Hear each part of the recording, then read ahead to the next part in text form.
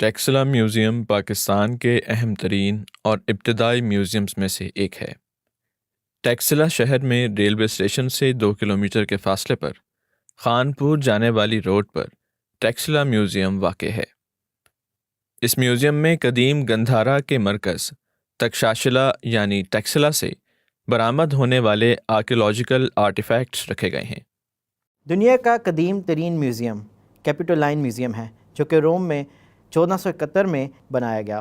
اسی طرح دیگر میوزیم جو مشہور میوزیمز ہیں ان میں پیرس کا لوور میوزیم ہے، اس کے علاوہ برٹش میوزیم ہے۔ پیرس میں جو لوور میوزیم ہے وہاں پر تو ایک دور میں بادشاہوں کی بھی رہائش ہوا کرتی تھی۔ پاکستان بھی ان ممالک میں سے ایک ایسا ملک ہے جہاں پر مختلف تہذیبوں نے جنم لیا تھا، اور ان کے آثار قدیمہ مختلف میوزیمز میں آج بھی موجود ہیں۔ انہی میں سے ایک میوزیم آج ٹیکسلا میوزیم کہلاتا ہے۔ ٹیکسلا میوزیم کا سنگ بنیاد 1918 میں ہندوستان کے وائس رائے لارڈ چیمسفورڈ نے رکھا۔ 1928 میں سر محمد حبیب اللہ نے اس آرکیولوجیکل میوزیم کا افتتاح کیا۔ میوزیم کی عمارت ایک مرکزی ہال اور 2 گیلریز پر مشتمل ہے، جو ہال کے شمال اور جنوب میں واقع ہیں۔ میوزیم کی عمارت گندھارا کی بہت اہم آرکیولوجیکل سائٹس کے قریب ایک خوبصورت اور پرفضا مقام پر واقع ہے۔ میوزیم کے قریب ایک طرف بھیڑ ماؤنٹ، دھرمراجکا اور دوسری طرف سرکپ اور موہڑا مرادو جیسی اہم سائٹس چند کلومیٹر کے فاصلے پر واقع ہیں۔ موجودہ زمانے میں میوزیمز کا ایک خاص رول ہے جو وہ ادا کر رہے ہیں، لیکن جب ہم ماضی میں دیکھتے ہیں تو ہمیشہ سے ایسا نہیں تھا۔ صدیوں پرانے اگر ہم میوزیمز کی بات کریں، یا پراپر میوزیمز تو نہیں لیکن میوزیم نما ہم ایگزیبیشنز کی بات کریں، تو بہت قدیم زمانے میں بھی ہمیں اس طرح کی مثالیں مل جاتی ہیں۔ مثلاً 6 صدی قبل مسیح کے ایک میسوپوٹیمین بادشاہ نابونیدس نے جب اپنے محل کی تعمیر نو کے لیے بنیادیں کھدوائیں، تو وہاں سے 2200 قبل مسیح کے ایک بادشاہ کے محل کے آثار اور پھر اسی زمانے کے مختلف مندروں کے آثار جو تھے وہ وہاں سے ملے۔ تو جو بھی آرٹیفیکٹس وہاں سے ملے اور مختلف چیزیں ملیں، وہ نابونیدس نے محفوظ کروا لیں اور پھر ان کو پراپر ڈسپلے کی صورت میں دیا، اور اس میں ایک رپورٹ بھی لکھوائی جو آج بھی ہمارے پاس محفوظ موجود ہے۔ اس کے بعد پھر ہم دوسری طرف دیکھتے ہیں تو یونانیوں میں اور یونانیوں کے بعد رومنز کے اندر بھی یہ طریق رائج تھا کہ ان کے جو امراء تھے وہ اپنے بزرگوں کے جو اسکلپچرز تھے ان کو اپنے جو تھی بلڈنگز مختلف ان کے اندر ڈسپلے پہ رکھا کرتے تھے۔ اور پھر جب ہم 18ویں اور 19ویں صدی میں آ جاتے ہیں تو اس میں بھی ہم دیکھتے ہیں کہ یورپ کے اندر اینٹیکویرین کیبنٹس بنائی جاتی تھیں، جس کے اندر مختلف نوادرات جو تھے جو دنیا کے مختلف تاریخی مقامات سے برآمد ہوئے ہوتے تھے ان کو ڈسپلے پہ رکھا جاتا تھا۔ ٹیکسلا میوزیم میں موجود نوادرات کا زمانہ 4 صدی قبل مسیح سے 6 صدی عیسوی تک کا ہے۔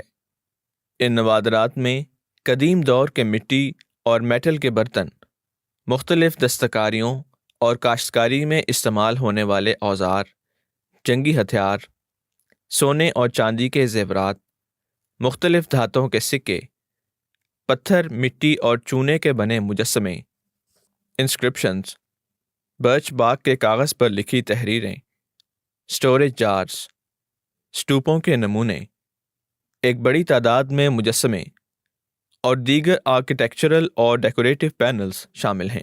موجودہ دور کے اندر میوزیمز ایک ایجوکیشنل اور ریسرچ انسٹیٹیوشن کی صورت اختیار کر چکا ہے۔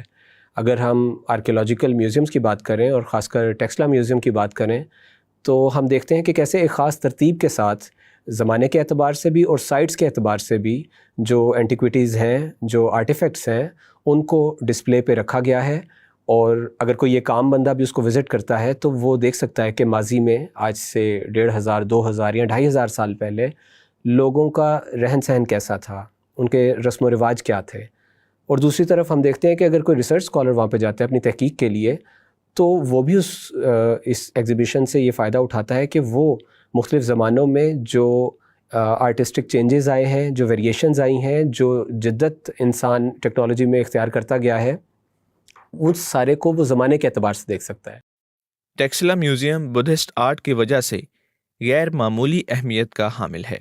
یہاں گوتم بدھ اور بدھ مت کے دیگر مقدس کرداروں کے مجسمے رکھے گئے ہیں۔ سب سے پہلے ہمیں گوتم بدھ کی والدہ مہامایا کے خواب کا وہ پینل ملتا ہے جس میں وہ دیکھتی ہیں کہ ایک ہاتھی ان کے پہلو میں داخل ہوتا ہے اور اس کے بعد گوتم بدھ کی پیدائش ہوتی ہے۔ اس کے علاوہ گوتم بدھ کی پیدائش کا منظر، پیدائش کے بعد گوتم بدھ نے جو 7 قدم لیے وہ منظر، اور گوتم بدھ نے پیدائش کے بعد دیوتاؤں کے ذریعے جو پہلا غسل حاصل کیا تھا اس کا منظر بھی ان پینلز میں دکھایا گیا ہے۔ گوتم بدھ کی سنیاسی زندگی سے پہلے کی زندگی اور اس کے علاوہ ان کے نروان حاصل کرنے کے بعد کی زندگی کے مختلف مراحل کو بھی دکھایا گیا ہے۔ مثلاً گوتم بدھ پر ایک شیطان نے حملہ کیا کہ وہ اپنے مقصد سے ہٹ جائیں، اس کو بھی ایک تصویری رنگ میں دکھایا گیا ہے۔ پھر اسی طرح ایک پینل میں گوتم بدھ کو اپنے ماننے والوں کو واعظ کرتے ہوئے بھی دکھایا گیا ہے۔ نروان حاصل کرنے کے بعد مختلف دیوتاؤں نے گوتم بدھ سے جو درخواست کی کہ اب آپ اپنا پیغام تبلیغ کے رنگ میں لوگوں تک پہنچائے، ان مناظر کو بھی ان پینلز میں دکھایا گیا ہے۔ اسی طرح ایک پینل میں گوتم بدھ کی وفات کے بعد لوگ تعزیت کر رہے ہیں، اس منظر کو بھی دکھایا گیا ہے۔ ایک تخت پر گوتم بدھ کی میت کو رکھا گیا ہے، کچھ احباب گوتم بدھ کی میت کے ارد گرد جمع ہیں اور افسوس کا اظہار کر رہے ہیں۔ یہ مختصراً تعارف ان پینلز اور مجسموں کا ہے جو ٹیکسلا کے میوزیم کی اس وقت زینت ہیں۔ گندھارا کے اندر بدھ مت کی جس شاخ نے بہت زیادہ رواج پایا وہ مہایانا بدھزم تھا۔ مہایانا بدھزم کو بدھی ستوا ازم بھی کہتے ہیں، کیونکہ بدھی ستوا کا ایک جو یونیورسل کانسیپٹ ہے وہ ہمیں مہایانا ازم کے اندر ملتا ہے۔ مہایانا بدھ مت والے ایک آئندہ آنے والے بدھی ستوا کا انتظار کر رہے تھے جس کا نام نیتریا تھا، جسے پالی میں متیا بھی کہا جاتا ہے۔ تو وہ متیا جو تھا اس کے جو مجسمے ہیں وہ ہم دیکھتے ہیں کہ گوتم بدھ کے بعد بہت زیادہ کثرت کے ساتھ متیا کے مجسمے گندھارا آرٹ کے اندر شامل ہیں۔ ٹیکسلا میوزیم میں نمائش پر رکھے گئے 7,000 سے زائد آرٹیفیکٹس کے علاوہ ایک بہت بڑی تعداد میں نوادرات سٹور میں رکھے گئے ہیں۔